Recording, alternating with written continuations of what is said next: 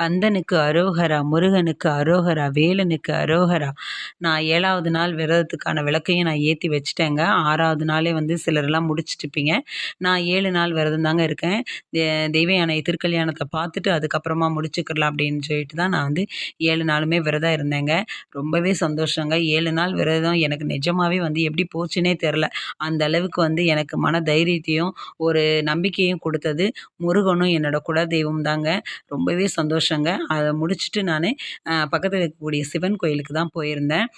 நேத்தே நான் வந்து போட்டிருந்த வீடியோக்கள்லாம் பார்த்துருப்பீங்க. இன்னைக்கு வந்து தெய்வ யானைக்கு திருக்கல்யாணத்த பார்க்கலான்னு சொல்லி போயிருந்தேன். ஆனா, அங்க வந்து அ மாப்பிள்ளை கோலத்துல மட்டும் தான் அலங்காரம் பண்ணியிருந்தாங்க. பக்கத்துல வந்து திருக்கல்யாணம் வந்து சாயந்தரம் தான் நடக்கும்னு சொல்லிட்டாங்க. அதனால நான் அப்படியே அங்கேயே உட்காந்துட்டு ஒரு 3, 4 மணி நேரங்க அங்கேயே உட்காந்து அதுக்கப்புறம் தான் வந்து அபிஷேகம், ஆராதனைகள் எல்லாத்தையும் பார்த்துட்டு, அதுக்கப்புறமா தான் வீட்டுக்கு வந்தேன். பாருங்க எவ்வளோ அழகா இருக்காங்க. நேத்தெல்லாம் வந்து ரொம்ப களைப்பா இருந்திருப்பாங்க. ஏன்னா போர் பண்ணிட்டே இருந்ததுனால. இப்ப பாருங்க ஒரு மாப்பிள்ளை கோலத்துல வந்து எங்க அப்பா முருகன் எப்படி இருக்காங்கன்னு பாருங்களேன். ரொம்பவே அழகா இருக்காங்க. பாருங்க நீங்களும் பார்த்துட்டு காண கிடைக்காத காட்சிய பார்த்து ரசிங்க.